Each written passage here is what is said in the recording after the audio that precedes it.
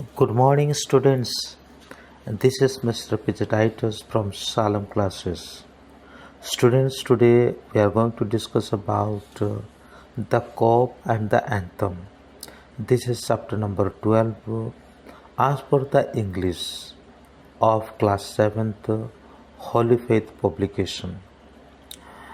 So, in this chapter, we will discuss about the man, one who is very poor, and what was his condition, and what he has done to reach a particular island. Everything we will discuss in this chapter. So, there are 7 pages in this chapter. So, let's look one by one. First of all, I would like to request you, if newly you are watching my video lecture, please subscribe it and hit the bell icon also. At the same time, you have to forward it to your friends and classmates. The introduction is like this. Sophie was a poor homeless person. Okay, so this lecture will be half Hindi and half English. Okay, so it will be very easy for North Indian students. Okay, so then let's begin. So as I was telling you, Soapy एक व्यक्ति है जो कि बहुत गरीब है और homeless person है, यानी जिसके पास कोई घर नहीं होता है. In summer, he would sleep on roadside or in the park. Okay, summer के समय पे किसी रोड साइड में या तो फिर किसी पार्क में वो सो जाता है. But when winter come he had to find the place और शेल्टर. ओके, वन कुड तो जब सर्दी का मौसम आता है तो तभी वो कोई शेल्टर या तो फिर कोई एक प्लेस को ढूंढने लगता है. One cold evening he sat in a park. Okay, park bench. Okay, so एक संध्या के समय पर वो एक पार्क के बेंच में बैठा हुआ था. About he could spend the coming winter. तो वहाँ पे बैठे बैठे वो सोच रहा था कि जो आगे के जो सर्दी का समय आएगा वो सर्दी का समय पर वो कहाँ जाएगा. The story tells what place Soapy was thinking about and what attempt he made to get there. ये स्टोरी हमें पूर्ण रूप से उस बात को बताता है कि शॉपी मतलब कौन सी जगह पर जाना चाहता था और उसके लिए उसने क्या क्या सारे अटेम्प्ट किया है, क्या क्या सारे कदम उसने उठाया. तो चलिए स्टोरी को शुरू करते हैं. Soapy moved uneasily on his bench in the Madison park. Uneasy अवस्था में शॉपी क्या करता है, मूव्ड करता है अपने जो पार्क का बेंच से.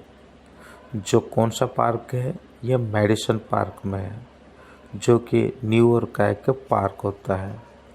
When birds begin to fly south and when Sophie moved uneasily on his bench in the park. जब सारे बर्ड्स जो है ये किसकी तरफ जा रहे हैं, साउथ की तरफ जा रहे हैं. तो बच्चों आपको पता होगा कि माइग्रेशन का जो पीरियड होता है बर्ड्स के लिए, जब नॉर्थ में ज़्यादा सर्दी पड़ता है तभी वो साउथ की ओर चले जाते हैं. तो अभी सर्दी का बस समय शुरू होने वाला है. तो ऐसी स्थिति में सारे बर्ड्स क्या करते हैं कि ये साउथ की तरफ माइग्रेटेड होते हैं. तो ऐसी स्थिति में शॉपी जो है अपना जो पार्क का बेंच है यहाँ पे बड़े धीरे से अनइजीली वो मूव करता है. तो in the park you can know that winter is eight hand. उसका मतलब ये हुआ कि सर्दी का जो ऋतु है ये और दूर नहीं है, ये बिल्कुल पास है। A dead leaf fell on Soapy's lap.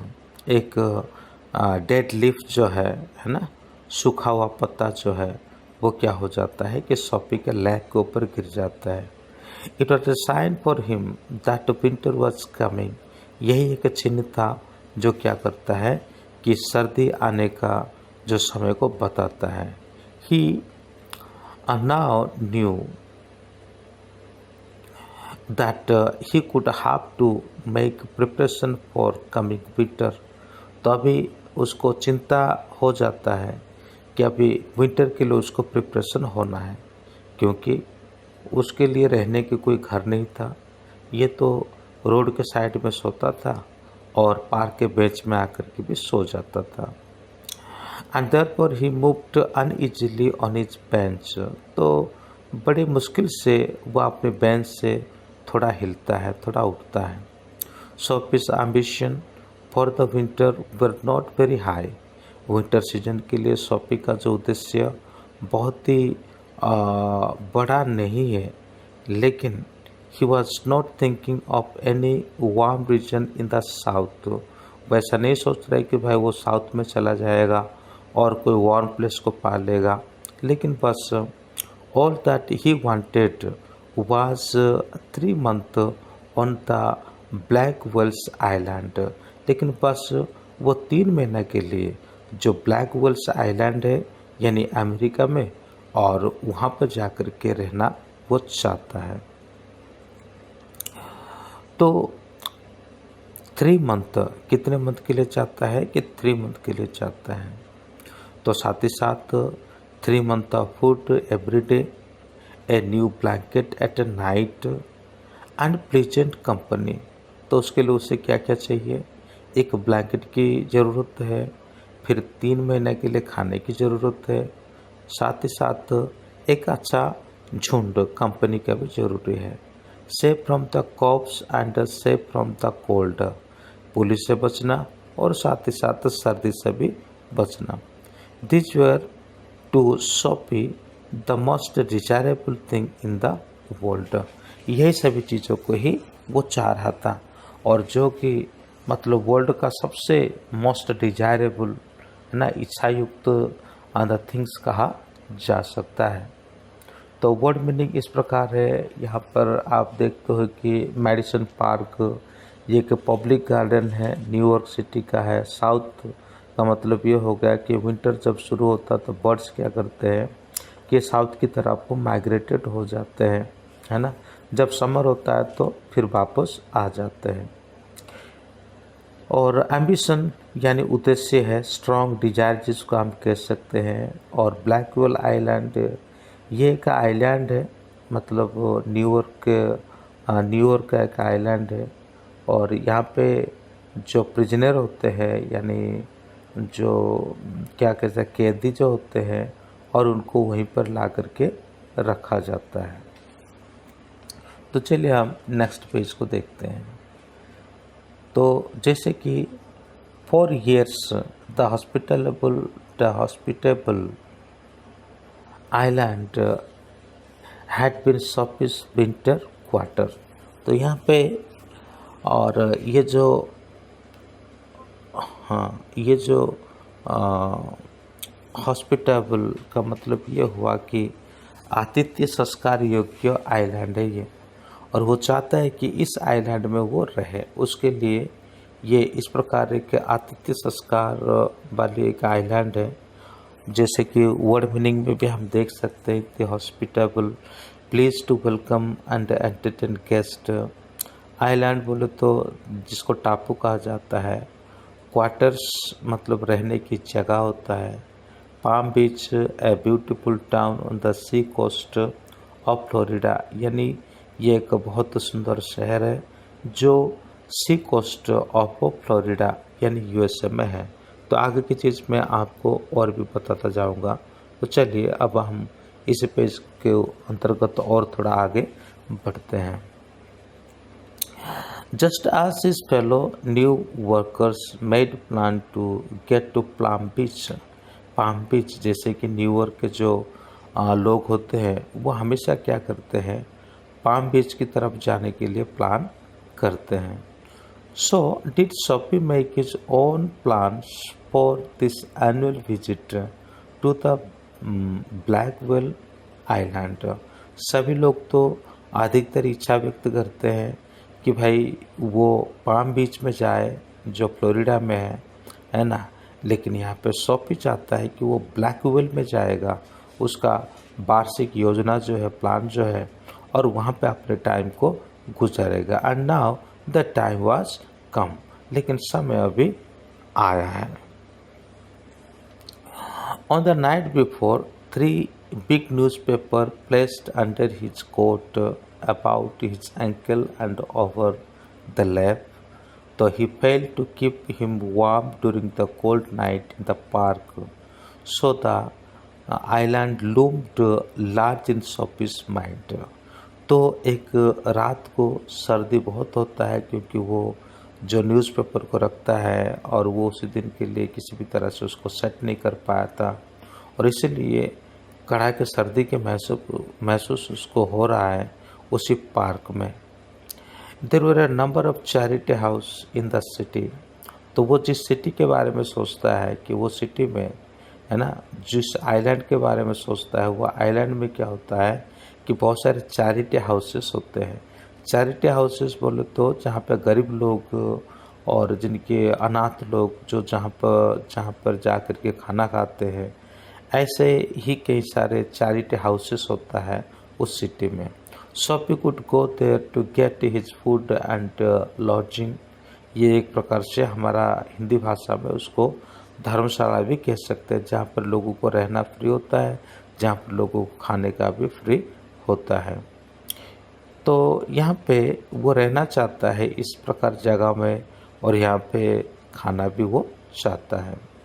He would not have to pay any money for it। और यहाँ पे खाने के लिए कोई पैसा देने की आवश्यकता नहीं होता है। But Sophie's proud spirit hated to have anything in charity। लेकिन सोफी का जो घमंडी जो आत्मा है वो उसे इजाज़त नहीं देता है कि वो जाए और उस चैरिटी में जा कर के मतलब मुफ्त का भोजन ले ले। These people usually asked a question about one's personal life, who he was। तो लोग जो है यहाँ के पूछते हैं सवाल कि वो कौन है, where he lived, कहाँ पर वो रहा, what he did, इसने क्या किया। And Sophie didn't like anyone to meddle with his private affairs। तो सोफी नहीं चाहता है कि उसका व्यक्तिगत जीवन के बारे में कोई जाने। अगर वो वहाँ पर जाएगा तो लोग ज़रूर उसको पूछेंगे, उसके बारे में जानना चाहेंगे। तो इसीलिए वो नहीं चाहता है कि वो जाए उसी मतलब जो चैरिटी हाउस में और उसकी सारी सच्चाई लोगों के सामने आए। So he thought it is better to be a guest of the law. तो ये चाहता है कि चलो ये सब छोड़ दे, लेकिन एक लॉ का के गेस्ट बन जाते हैं। तो ये बनने से क्या होगा, having decided to go to the island, फिर उसके बाद वो अपने मन में डिसाइड करता है कि वो क्या करेगा, आइलैंड में जाएगा। Sophie at once started making plans to fulfil his desire. अपने अंतर का जो इच्छा है, आत्मा का जो इच्छा है, उसको पूरा करने के लिए वो कई सारे प्लान करता है। There are many easy ways to do this. और इसको प्राप्त करने के लिए बहुत सारे मार्ग हैं। The most pleasant one was to dine at some fine restaurant and then say that he had no money. तो प्लान ये है कि कोई एक अच्छे रेस्टोरेंट में जाए और रेस्टोरेंट में जाने के बाद वहाँ पर बहुत अच्छी तरह से खाना खा ले, और खाना ख़त्म होने के बाद बोल दे कि भाई मेरे पास अब पैसा नहीं है। They would then hand him over to the police and the magistrate would do the rest. ताकि लोग उसको पुलिस के हाथों में हवाले कर दें, और करने के बाद उस पुलिस आकर के उसको मजिस्ट्रेट के सामने रखेगा, और मजिस्ट्रेट फिर उसको हुक्म देगा, आदेश देगा कि वो चला जाएगा उसी ब्लैकवेल में।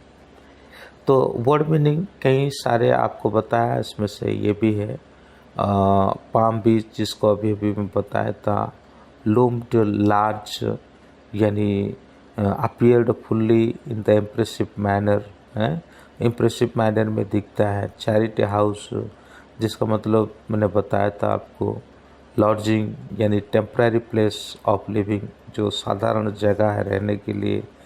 चैरिटी का मतलब हो गया कि कोई व्यक्ति मतलब संपत्ति व्यक्त करता है गरीब लोगों को, है ना। और मिडिल विथ का मतलब है interfere something that is not one's concern, यानी किसी व्यक्ति का विषय वस्तु ना होने के बावजूद भी उसके ऊपर इंटरफेयर करना। तो ये था पेज नंबर 81। तो अभी हम देखेंगे पेज नंबर 82 है ये।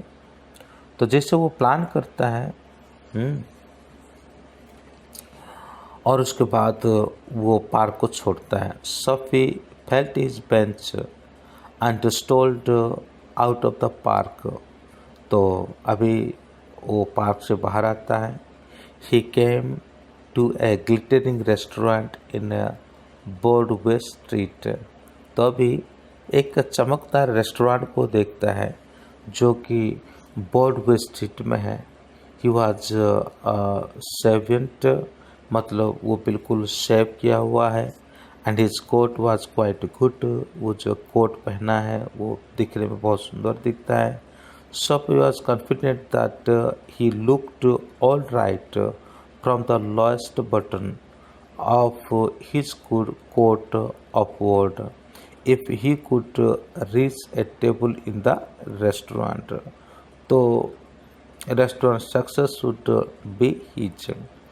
तो अपने आप में देखता है कि भाई अगर कोई चमकीला रेस्टोरेंट में किसको जाना है, कोई अच्छा रेस्टोरेंट में उसको जाना है, तो हमेशा उसको क्या करना होगा कि अच्छे कोट, अच्छे पैंट, ट्राउज़र ये सभी पहनना होता है। तो दरअसल ये सेव वेब तो हो रखा है, मतलब दाढ़ी मुझ कुछ है नहीं, और ऊपर का जो कोट है दिखने में बहुत अच्छा दिख रहा है ना। उसे कोई रिकॉग्नाइज नहीं कर पाएगा कि ये गरीब व्यक्ति है, तो वो आराम से जाएगा और जाकर के वहाँ पे बैठ जाएगा। The portion of him that would show above the level would raises, no doubt, in the waiter's mind, and after eating his fill, he would leave happily for journey to the winter home. तो मन में सोचता है मैं अंदर चला जाऊंगा, restaurant पे बैठूंगा, कोई मुझे पहचान नहीं पाएगा, फिर मैं आराम से वहाँ पे खाना खा लूँगा। खाना खाने के बाद फिर मैं क्या करूँगा, मेरा जो विंटर का जर्नी है और उस जर्नी को मैं पूरा कर लूँगा। But Sophie put his foot inside the restaurant door. The doorman eyes fail upon his old shoes and torn trouser. At once he caught hold of him and quietly turned him out of the restaurant. जैसे वो restaurant की ओर प्रवेश करने को चाहता है, तभी एकदम से उसके फटी हुई ट्राउज़र दिखता है, उसका पूरा नासूस दिखता है। तो रेस्टोरेंट के सामने बैठने वाला जो व्यक्ति है उसे बाहर भगा देता है। So he turn off Broadway. It seemed that his delicious way of getting to the island was not in his fate. He had to think of some other route.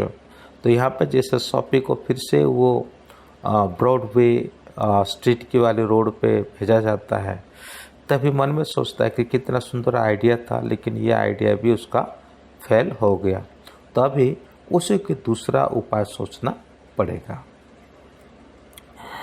At the corner of the next street, there was a shop with a big glass window. Sophie picked up a big stone and dashed through the glass. People came running around the corner. तो दूसरा idea ये हुआ कि उस street के जो दूसरी side में है ना, एक दुकान है जिसका विंडो ग्लास का है। तो वो सोचता है कि एक पत्थर उठाएगा और डैश करेगा, यानी उसको हिट करेगा। तो इसी प्रकार से वो क्या करता है कि पत्थर को उठाता है और उठाने के बाद उस विंडो की ओर फेंकता है। तो आसपास के लोग सभी दौड़ते हुए उससे आसपास आने लग जाते हैं, है ना। इधर उधर वो लोग दौड़ते हुए भाग भी जाते हैं। स्ट्रोल्ड का मतलब है वॉकड स्लोली, है ना, मतलब धीरे धीरे होकर के चलना है। और ग्लिटरिंग का मतलब हो गया शाइनिंग करना। ब्रॉडवे स्ट्रीट वो तो एक फैशनेबल एरिया है न्यूयॉर्क का। ओके। शेवन का मतलब है जो शेव्ड किया हुआ है, दाढ़ी मूछ बनाना जिसे कहते हैं। ईटिंग हिज फिल यानी पर्याप्त रूप से खाना। टर्न ऑफ यानी टर्न अवे फ्रॉम किसी चीज़ से मुड़ना होता है। डैश्ड थ्रो फोर्सफुली यानी बहुत ही फोर्स के साथ किसी चीज़ को फेंकना होता है। तो आइए हम नेक्स्ट पेज को देखते हैं। Page number 83। तो इस पेज में हम क्या देखते हैं कि ए policeman was in the lead. तो जैसे वो पत्थर मारने के बाद उस पास में एक पुलिसमैन खड़ा था। Sophie stood still with his hands in his pockets. Sophie इस समय क्या कर रहा है कि अपने हाथों में मतलब वो अपने हाथ को पॉकेट में दिए हुए वहाँ पे खड़ा है। He smiled when he saw the policeman. जैसे पुलिसमैन को देखता है तो वो मुस्कुराता है। Where the man that did it asked the policeman. Don't you think I might have done it said Sophie. तो सोफी को ही आकर के पुलिसमैन पूछता है कि किसने ऐसा काम किया है। तभी सोफी जवाब देता है कि आपको नहीं लगता कि ये काम मैंने किया होगा। The policeman didn't take Sophie seriously. Man who broke window do not stay to talk to policeman. वो कहता है कि वो सोफी के बारे में कोई सीरियसनेस नहीं हुआ यानी पुलिस वाला। और वो कहता है कि कोई भी व्यक्ति खुद विंडो को तोड़ दे और पुलिसमैन के सामने आकर के कहे कि मैंने ये किया, है ना, तो ये तो हो ही नहीं सकता। They take to their heels. वो तो शायद अपनी मार्ग बदल देंगे और चल पड़ेंगे किसी दूसरी जगह की ओर। The policeman show a man running after a bus. At once he turn and run after him and Soapy sick at heart walked slowly away. He had failed twice. तो यहाँ पे इस बात को देख करके सोफी जो है बहुत दुखी हो जाता है। और क्योंकि वो पुलिस वाला जो है वो अपराधी है, वो मानने के लिए तैयार नहीं होता। और दूसरी तरफ से एक व्यक्ति बस के पीछे भाग रहा था, तो पुलिस वाले ने सोचा कि शायद वही व्यक्ति है जो भाग रहा है करके पुलिस वाला उसके पीछे भाग गया। तो अभी दूसरा चाल भी सोफी का कामयाब नहीं हो पाया। On the opposite side of the street was another restaurant. It was very ordinary place. Mostly poor men went there. The food served here was very simple and cheap. तो स्ट्रीट का दूसरी तरफ और एक रेस्टोरेंट है, जिस restaurant में गरीब लोग जा कर के खाना खाते हैं। और वहाँ का खाना जो बहुत ही चीप है यानी बहुत सस्ता है, ताकि ऑर्डिनरी लोग, सामान्य लोग वहाँ पे खाना खा सकें। Into this place, Sophie took his old shoes and a torn trouser. तो सोफी ये रेस्टोरेंट में जाने से पहले अपना जूते और जो टॉर्न ट्राउजर है उसको निकाल देता है। No one stopped him. कोई भी उसे रोका नहीं। He sat down at the place and consumed to whatever they could get him. तो यहाँ पे और उसे जो कुछ चीज़ प्राप्त करना था वो सभी चीज़ों को प्राप्त करता है। When he had finished, he told the waiter or plainly that he had not a penny with him. जैसे कि उसका खाना पूरा हो जाता है, खाना पूरा होने के बाद फिर वो क्या करता है, वो कहता है कि मेरे पास कोई भी पेनी नहीं है, यानी मेरे पास कोई भी रुपया नहीं है। ना call a cop said the Sophie. Sophie कहता है मेरे पास पैसा नहीं है, मैंने तुम्हारे रेस्टोरेंट में खाना खा लिया, अब ऐसा करो कि तुम पुलिस वालों को बुलाओ। I have no money to pay. मेरे पास पैसा बिल्कुल नहीं है पे करने के लिए। No cop for you man. said the waiter. At once he called another waiter.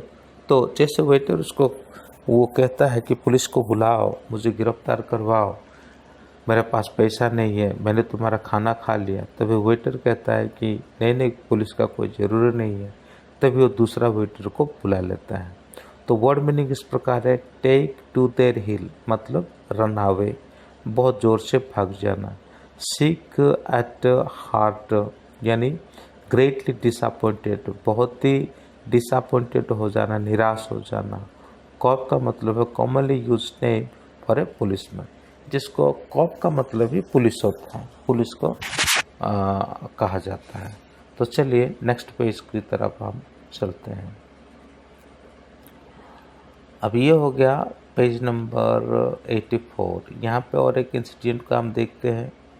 The two waiter pick up Soapy and throw him out of the pavement.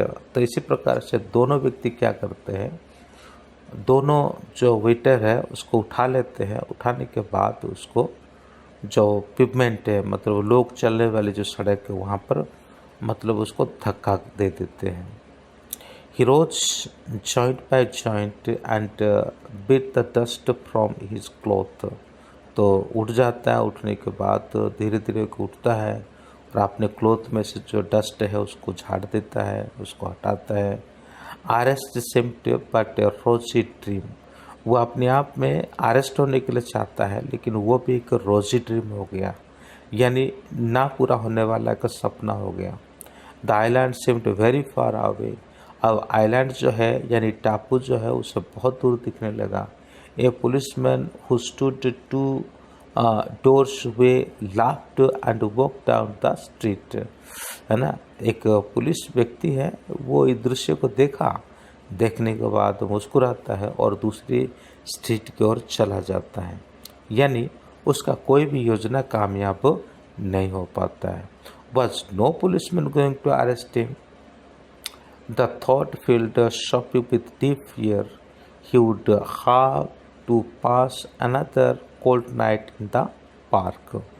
तो अभी देखा कि पुलिस उसको नहीं ले रही है, तो तभी उसके अंदर एक फिर डर आ जाता है और साथ ही साथ मन में ये सोचने लगता है कि और एक रात मुझे क्या करना पड़ेगा, इसी कोल्ड भरी नाइट में मुझे इस पार्क में ही गुजारना पड़ेगा। After going some distance, he saw a policeman standing in front of a theatre. Sophie thought of making another attempt on the sidewalk. He began to yell drunken nonsense at the top of his voice. He danced, howled and rapped। तो जैसे थोड़ा सा आगे जाता है तभी देखता है कि एक पुलिस वाला वहाँ पे खड़ा था। तो ये पुलिस वाला को देख करके सोफी क्या करता है और एक दूसरा अभिनय शुरू कर देता है। जैसे एक पेंगड़ व्यक्ति है ना, जिस प्रकार डांस करते हैं, चिल्लाते हैं, वो ऐसे करने लग गया। तो बच्चों यहाँ पर हमें एक चीज़ को ध्यान रखना है कि वो ये सभी इसलिए कर रहा है कि उसको उस आइलैंड में जाएगा, क्योंकि जब तक पुलिस उसको अरेस्ट नहीं करेगी और तब तक वो क्या नहीं करेगा, वो उस आइलैंड में नहीं जा पाएगा। The policeman turned his back to Sophie and remark to the citizen, he is one of those college boys noisy but no harm, we have orders to leave them alone. तो यहाँ पे police वाला भी ये सभी देखता है, देखने के बाद ये फिर क्या करता है, अनदेखा कर करके चला जाता है। कोई कॉलेज के लड़के होंगे या यहाँ के जो आम नागरिक होंगे सोच करके पुलिस वाला चला जाता है। तो यहाँ पे वर्ड मीनिंग इस प्रकार है, joint by joint very slowly, है ना, धीरे धीरे।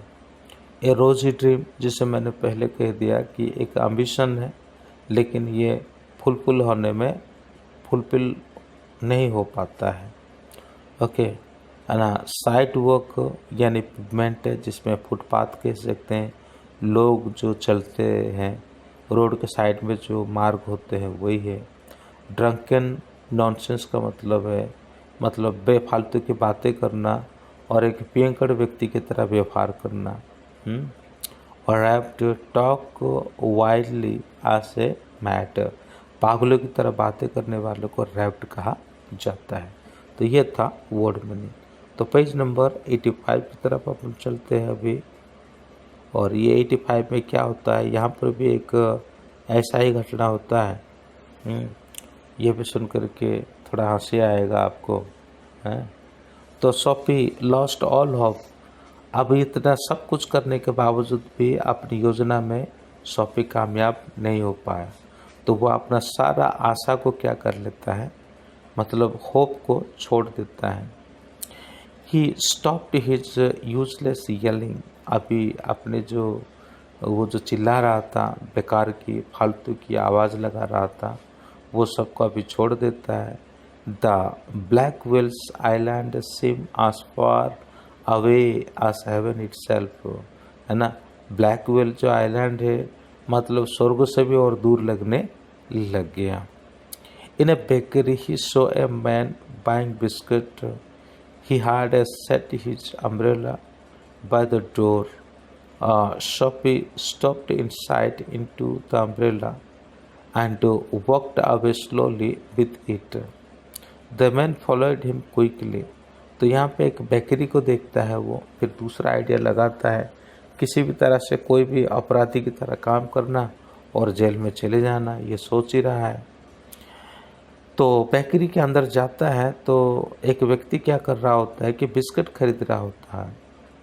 तो वो अपने अम्ब्रेला को उसके डोर पे रख देता है। तो सोफी तुरंत उसके अंदर चला जाता है और वो अम्ब्रेला को उठा करके चला जाता है वहाँ से। तो जिस व्यक्ति का अम्ब्रेला होता है, छाता होता है, वो व्यक्ति my umbrella, the man cried, oh it is, said Sophie. Then why don't you call a cop? Your umbrella. Why don't you call a cop? There stand one at the corner. तो जैसे कि वो व्यक्ति मेरा छाता मेरा umbrella कहते हुए शॉपी के पीछे जाता है, तभी शॉपी कहता है यदि ये आपका है तो क्यों पुलिस वाला को नहीं बुलाते हैं, क्योंकि पुलिस वाला तो उस पास पे खड़ा ही है। The man slowed his steps, फिर वो व्यक्ति जो है अपने मतलब स्टेप्स को स्लो कर देता है। Sophie did like wise, the policeman was looking at the two, है ना। तो ये दोनों का जो कहासुनी को जो है पुलिस वाला देख ही रहा था। Oh I am sorry said the man, you know how such mistake often happen, if you say it is your you can have it.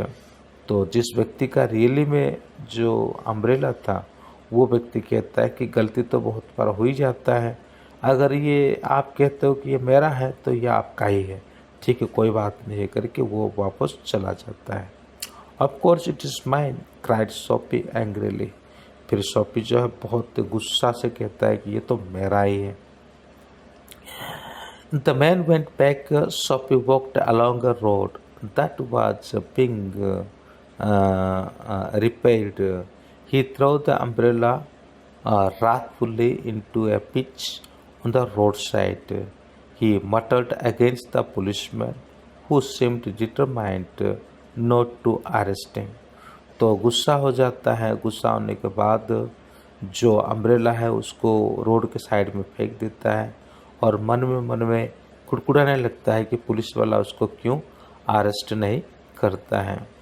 Eight last Sophie turn his step toward Madison Park, फिर उसके बाद Sophie medicine park की तरफ चला जाता है।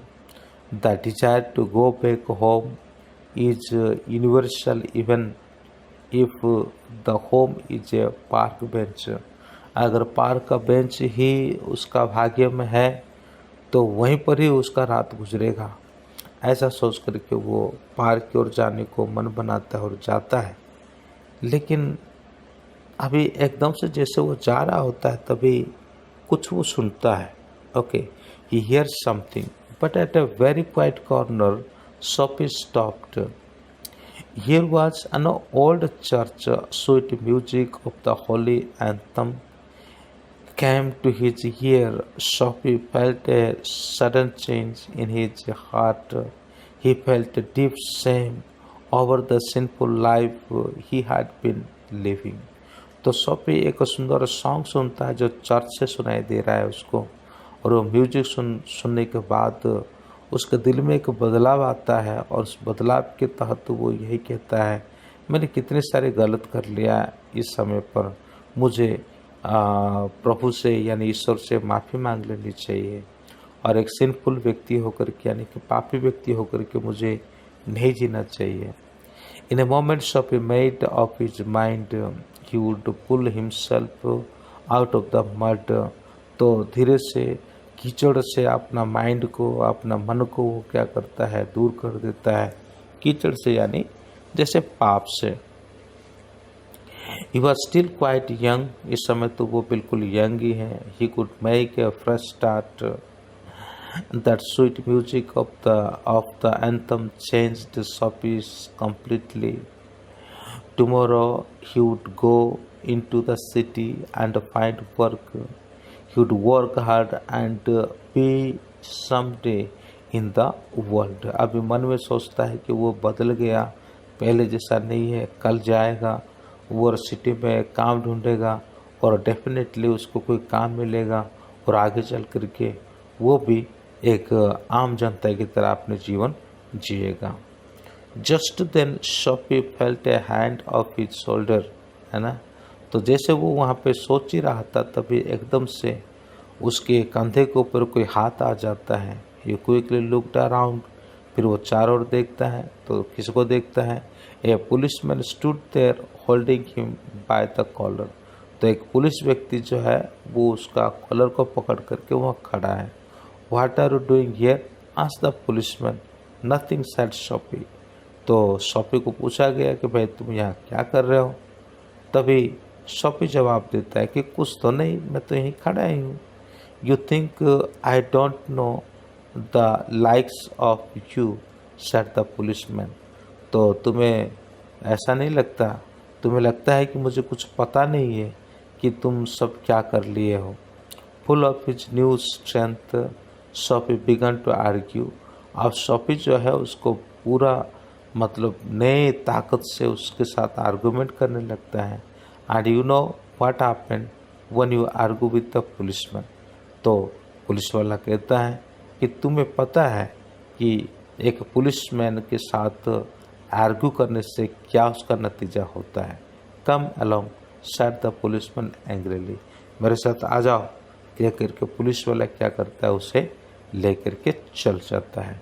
Sophie was portrayed in a court the next morning।